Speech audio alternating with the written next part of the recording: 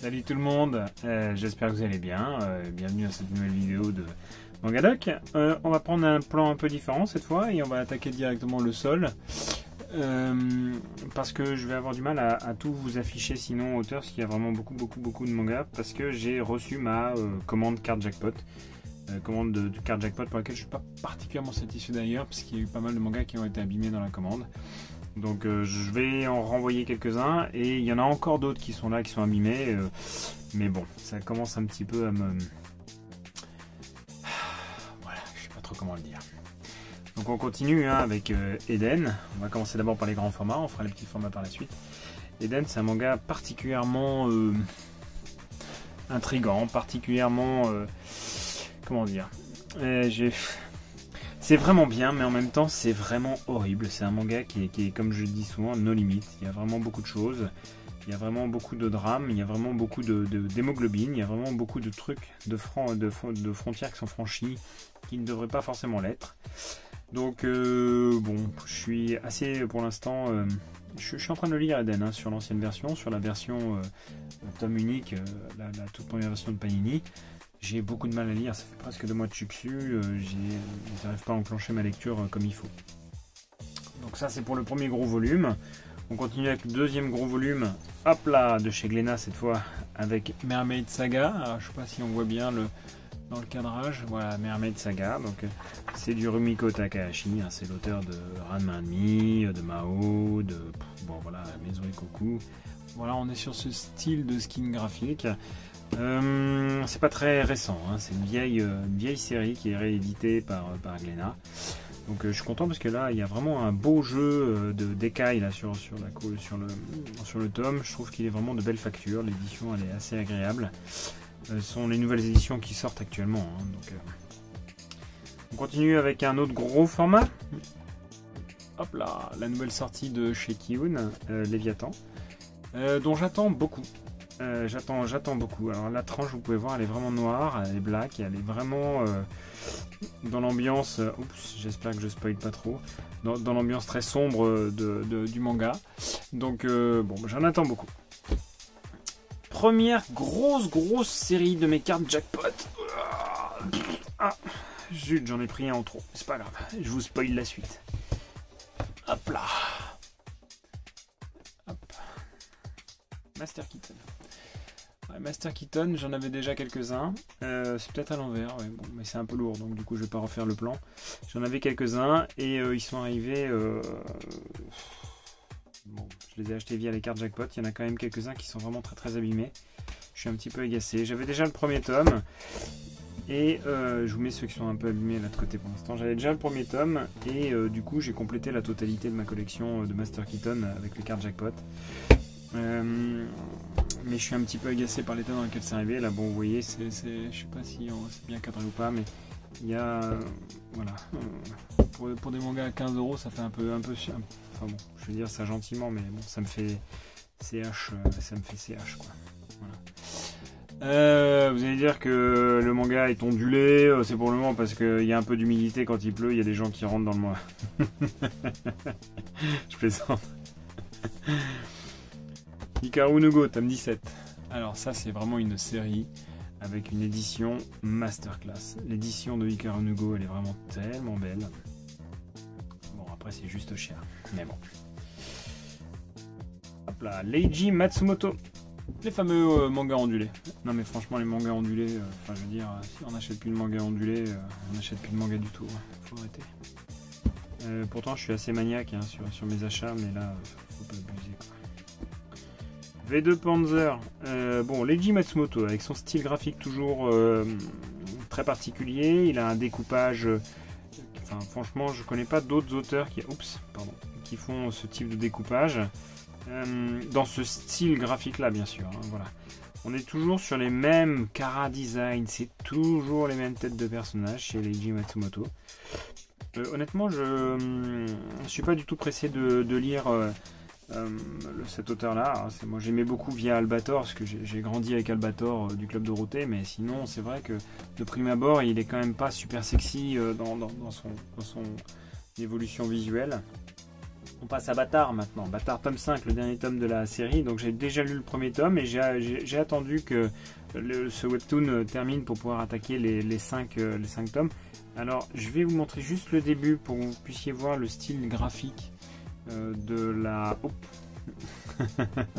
le style graphique de l'œuvre. Très honnêtement, Bâtard, j'ai beaucoup apprécié. Maintenant on va passer dans les petits formats entre guillemets. Voilà, Unsun Cinderella tome 5. Donc moi ça c'est une série que j'aime beaucoup, qui est très chill, très agréable. C'est vraiment, on va parler du milieu professionnel, on va parler du milieu professionnel dans le monde de la pharmacie, avec le personnage principal, qui est une pharmacienne hospitalière, et elle va vivre et grandir dans ce monde un petit peu difficile qu'est l'hôpital, ou en tout cas dans ce monde difficile qu'est le monde du travail. C'est assez agréable comme lecture, c'est Unsun Cinderella, donc de chez Meian, voilà. Mais Yann, je rappelle, ils ont un avantage certain en dehors des livraisons qui sont un peu aléatoires, c'est que les mangas sont, même en grand format, pas forcément de prix excessif, quoi. Vous voyez, 6,95 pour un manga de grande taille. Omake Manga qui est juste en dessous, même format, c'est pas le même prix.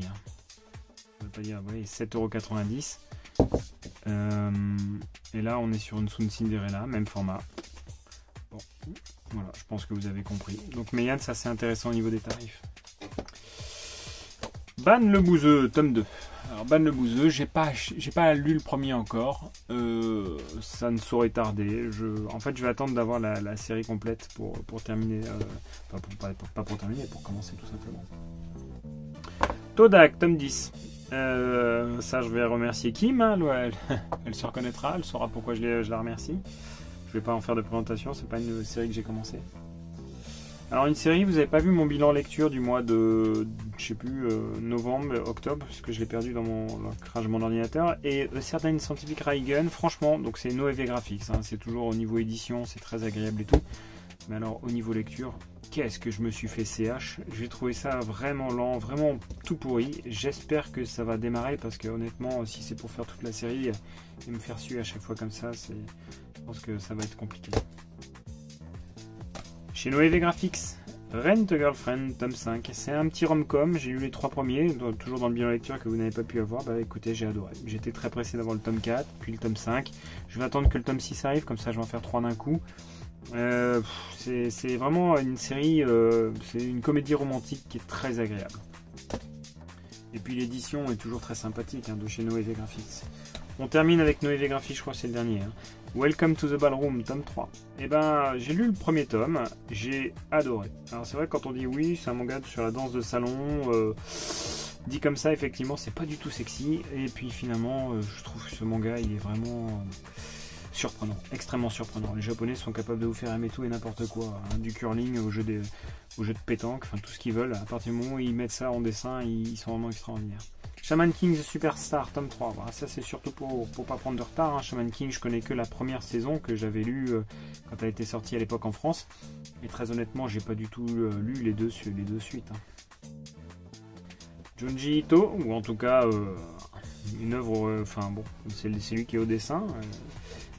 La déchéance d'un homme, dernier volume, avec un effet sur la couverture qui est très agréable, comme d'habitude, hein, sur cette série là. On est vraiment extrêmement surpris de la qualité de la jaquette qui est offerte par Delcourt Tonkam, et honnêtement je trouve ça magnifique. Donc là c'est vraiment cette espèce de grain qui est très particulier, puis vous avez derrière les petits visages et tout, c'est quand même ouais, c'est pas mal. Le style graphique de Junji, il est toujours respecté et il est toujours aussi beau. Tiens, qu'est-ce qu'il est en train de manger là? Bon, bref. Il y a quand même des choses qui sont très belles visuellement. Quand vous regardez la vidéo d'Authentic Manga, et il vous dit quand vous avez tapé le fond, vous pouvez toujours aller plus loin. A priori, la déchéance d'un homme, c'est vous pensez que vous êtes au bout, mais bon, vous pouvez toujours descendre encore plus. Beck, tome 3. Je sais pas à quel moment je le commencerai, Beck, parce que c'est vrai qu'ils sont très beaux, ils sont très gros, et je pense que niveau lecture c'est assez agréable, mais quand vous allez avoir les 18 tomes de Beck, ou je sais pas combien il va y en avoir, mais un certain nombre, ça va être très long à lire, très long à lire. Ah, un manga qui vit le football, qui respire le football, un regard de tueur, là on sent qu'il est bien vénère. J'adore ce manga. Awashi, chez Mangetsu.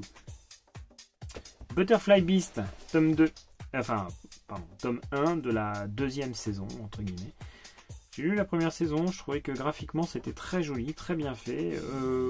On peut juste reprocher au personnage principal d'avoir finalement qu'une seule expression visage, hein, entre guillemets. Hein. On a l'impression qu'il n'y a pas du tout... Oups. Oh. Désolé. Voilà, on est sur ce style graphique là. C'est plus ou moins agréable. Moi j'aime beaucoup, hein. J'aime beaucoup, mais ça plaira pas à tout le monde. C'est vraiment un dessin qui plaira pas à tout le monde. Ça me rappelle quand même de vieux auteurs. Mais ouais, Butterfly Beast, c'est à découvrir, hein, pour ceux qui aiment bien les histoires de ninja, ou en tout cas de samouraïs féminins. C'est quand même, j'en connais pas d'autres dans ce rang-là d'action. Hippo, saison 4. Alors, Hippo, tome 3, 4, 6, saison 4. Je continue à compléter ma série. J'en avais commandé d'autres dans les cartes jackpot. La moitié sont arrivées complètement démontées et l'autre moitié sont arrivées... enfin oui, il y a toujours ce pli au milieu. Il faudrait que je vous mette la photo du carton dans lequel il est arrivé. J'étais dégoûté quand il est arrivé. Dernier tome d'Elio. Alors Elio, j'ai lu que le premier tome. Et puis, bon, comme c'était une série en 5 tomes, je sais pas si j'allais prendre du plaisir ou pas. J'ai quand même bien apprécié le premier tome. Maintenant que j'ai les 5, je vais pouvoir faire la lecture totale. Je pense que bon, ça va être que du plaisir. Aposims. Alors là, j'en suis au tome 5. Je crois. J'ai pas lu le tome 6. Hein, donc de Tsutomu Mihei, comme c'est l'auteur de Blame. On est vraiment sur un chara design très particulier. Vous voyez, c'est un gros travail sur le blanc et très très peu sur le reste. On est vraiment dans une thématique post-apocalyptique, un monde très mécanique, comme ce qu'il nous avait présenté dans Blame notamment. Et du coup, c'est une lecture qui est quand même assez rapide. L'école emportée de Kazuo Umezu, comme vous voulez. Tome 4. Bon, ben, on s'approche de la clôture de la série. Je trouve les tranches toujours aussi moches. Je pense qu'ils auraient pu faire vraiment un effort. Là, vraiment, quand vous avez ça dans votre mangatech, c'est vraiment pas terrible. Une sortie. Criminel Fiançailles. Alors, Criminel Fiançailles, je sais pas du tout ce que ça vaut. J'ai lu, j'ai regardé un petit peu la description sur Manga News. Ça avait l'air globalement intéressant, mais très franchement, je sais pas du tout ce que ça vaut. Je ne sais pas. Il y a un travail sur la jaquette qui est très agréable. Ça rappelle d'ailleurs le même type de jaquette que Chef qui a tué Nobunaga, avec la fleur à 5 pétales. Blue Period, tome 7. Il a un visage tellement spécial, lui. Donc il y a le jeu d'ombre là qui est plutôt pas mal fait. Je vous invite à regarder cette série si vous êtes un peu un passionné de dessin, si vous avez envie d'apprendre des choses, même si vous avez envie d'apprendre des techniques de manga, ou en tout cas des techniques de dessin, mais comme le manga c'est jamais que du dessin entre guillemets, bah, vous pouvez apprendre plein de choses. C'est plutôt vraiment bien fait. Une autre série qui m'a vraiment fatigué pour le coup, Shy. Ouais, j'y vais reculons pour lire cette série. Les 4 premiers, ça a été un peu une sinécure. Bon, bref. Donc là, j'en suis au tome 4. Le 5, 6, 7, j'ai pas lu encore. Manchuria Opium Squad. Alors, au début, je voulais pas du tout l'acheter. Je voulais pas aller me laisser embarquer dans cette série. Et puis, finalement, j'ai lu Merci Authentique. Un petit commentaire relativement positif de cette série. Faut dire que les dessins à l'intérieur sont quand même... ouais, il y a beaucoup de travail. Il faut que je fasse attention parce que j'ai quand même vu des choses... Ouais, voilà, c'est des dessins qui sont quand même assez francs, assez purs, hein, visuellement parlant. Je pense que l'auteur, il a une vraie... Oh là là là là là là là. Il a une vraie patte graphique bien à lui. Il a une identité dans le dessin. Alors là... Ouais, tu vas te reconnaître. Je te remercie infiniment. Je mets ton petit lien en bas. Born to be on Air. Le tome 6. Alors, il me manquait le tome 6 de Born to be on Air. Et du coup, j'en avais parlé dans une de mes vidéos. Et du coup, on m'a contacté pour me dire ah, je l'ai trouvé dans un magasin et tout. Et je dis ah ouais, je saute dessus. Et donc, j'y suis allé direct. Je pense que depuis, il a dû être édité parce que je l'ai revu à un autre endroit. Mais, enfin, réimprimé, pardon. Et du coup, je suis hyper content parce que c'était le seul qui me manquait dans la série. Et vraiment, merci infiniment. Vous pouvez aller voir sur son Instagram. En tout cas, je te remercie infiniment. Et je lui dois aussi le Hubelblatt tome 20 que je l'ai pas, bon, je l'ai pas mis là dans les achats parce que ça faisait partie. Enfin, j'ai oublié de le mettre. Elle m'avait trouvé le Hubelblatt avec l'ancien logo Kiyun, le tome 20, le seul qui me manquait dans ma série de Hubelblatt. Donc maintenant la série est bien complète, j'ai les 24 tomes, c'est parfait. Yona, princesse de l'aube. Alors je suis tombé sur une offre découverte, un tome acheté, un tome offert. Alors pourquoi est-ce que j'ai acheté ça? Parce que on a un Discord, le Discord Yakuza, je vous mets le lien en bas, où on est vraiment très très nombreux à discuter. Et il y a l'un d'entre vous, je sais pas lequel, j'ai pas regardé avant de refaire la vidéo, qui avait parlé de sa lecture de Yona et qui avait trouvé ça absolument exceptionnel. Et donc du coup je me suis posé la question, je dis tiens c'est bizarre et tout. Et puis je suis tombé dessus. Complètement par hasard dans le magasin, je dis un tome acheté, un tome offert. Je dis bah ça va me donner l'occasion de pouvoir découvrir cette série, Yona Princesse de l'Aube. Alors il y a quand même beaucoup de volumes. J'espère que ça me plaira. Undead Unluck, tome 3. Bon là on est chez Kana, Undead Unluck. Alors il y a beaucoup de personnes qui ont revendu le tome 1 qu'ils avaient acheté. J'espère que je vais pas faire de même, je peux pas vous dire. Dr Stone, tome 19. Bon bah on continue notre lecture de Dr Stone, qui est toujours aussi agréable. Dr Stone c'est du boichi avec des dessins qui sont... Voilà, je trouve que c'est un auteur de dessin qui... Voilà, il a vraiment... alors lui pour le coup il a une identité au niveau de son dessin, il a une vraie démarcation par rapport aux autres en termes de style graphique. Il a un problème par ailleurs qui est quand même la répétitivité de ses chara-design, c'est toujours la même chose. Demon Slave, tome 5.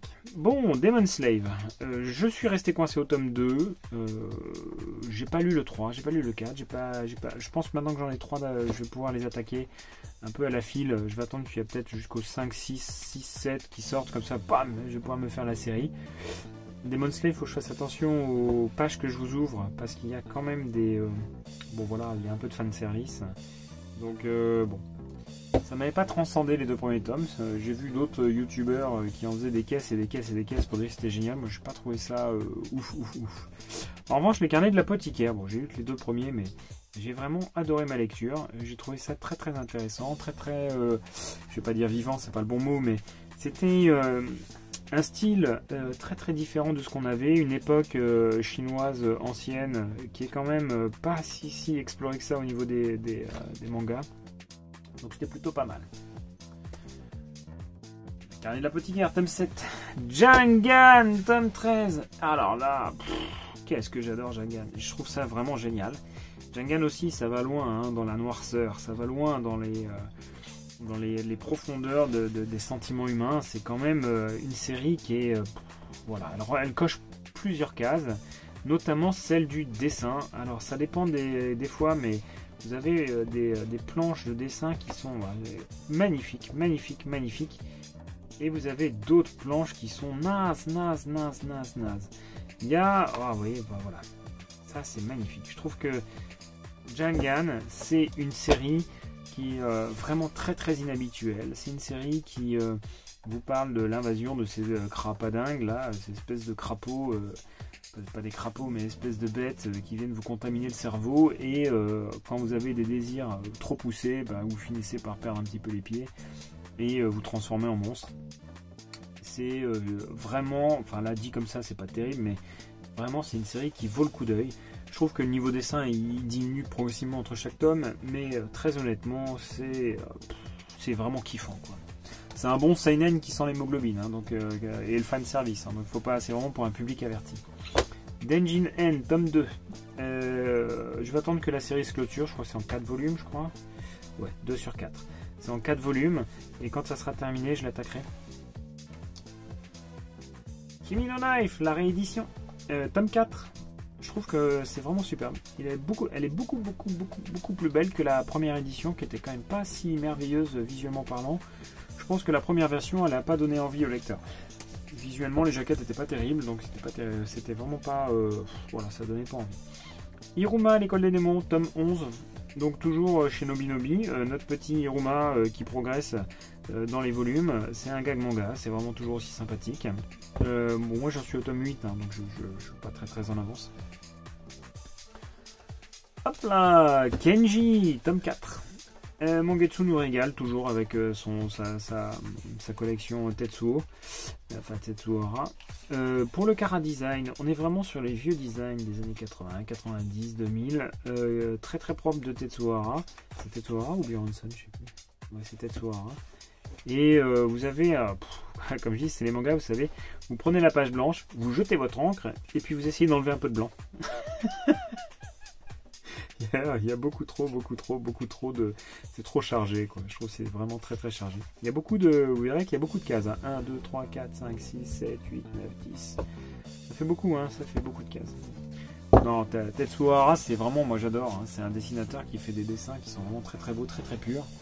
Et très honnêtement, ça vaut vraiment le détour. Ascension. Alors, il y a Ascension, je les ai tous. Jusqu'au 17. Mais en fait, à partir du 9, je les avais en Delcourt Tonkam. Et tous les autres des premiers, je les avais en Delcourt tout court. Ça m'a un peu saoulé d'avoir une série qui était un peu... comment dire, qui était éclatée en termes de graphique, en termes visuellement en tout cas de style graphique, avec les jaquettes Delcourt et puis les jaquettes Delcourt Tonkam à partir du tome 9. Donc du coup, j'ai craqué, j'ai racheté la première partie. Faut savoir que quand même, Ascension, j'ai lu que le premier volume, mais c'était génial. C'était génial. Faut savoir que les jaquettes quand même, elles sont... Pouf, elles sont belles. Hein. C'est tellement magnifique. Moi j'adore. Hein. Vraiment, elles sont magnifiques, magnifiques, magnifiques. Hop là. Et la dernière série de petits volumes, je sais même plus où mettre ça. On a parlé de Leiji Matsumoto tout à l'heure. Hop là, pardon, excusez-moi. On a parlé de Leiji Matsumoto tout à l'heure. Donc, Galaxy 666.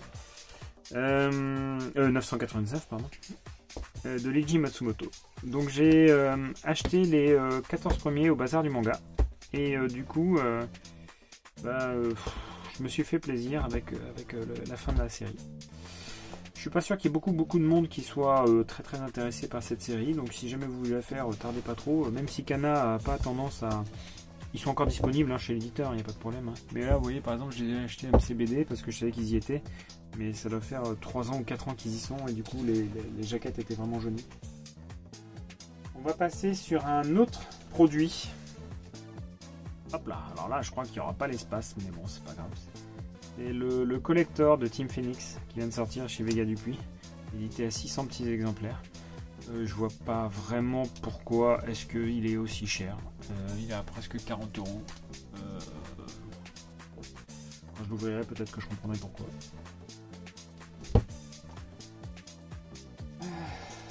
Une commande que j'ai attendue presque 6 mois. Hein. Bat, tome 1 et Bat, l'autre volume, tome 2. Je l'ai attendu 6 mois parce qu'en fait, quand vous la commandez sur Insan, vous avez des ex-libris qui sont offerts pour l'achat de la série. Et comme j'ai commandé plusieurs séries en même temps, ils vous envoient la commande à partir du moment où tous les produits sont disponibles. Voilà, donc ça fait 123 sur 500. 123 sur 250, 123 sur 250. Je sais pas pourquoi c'est 500, 250, 250, mais bon. Je trouve ça vraiment magnifique. J'adore Buichi Terasawa. Moi, je suis un grand fan de Cobra, donc. Et la deuxième série, Goku. Alors, hop là. Goku tome 1. Les ex-libris que je vous présenterai après. Goku tome 2. Et Goku, tome 3. Les ex-libris, ils sont beaux les ex-libris. Hein. Voilà. Je sais pas si vous les voyez correctement. Non. J'ai pas le rendu de mon téléphone là, visuellement parlant. Je sais pas si. Oups. Voilà. 150. 150, 150, 150, 150 et 150. Bon voilà, c'était tout. J'espère que cette vidéo n'aura pas été trop longue. J'espère que bon, ça vous a pas trop saoulé de voir mes mains pendant tout ce temps-là. Je ferai mon bilan lecture un peu plus tard. Je vous embrasse très fort, puis je vous dis à très bientôt. Prenez soin de vous. Allez, salut.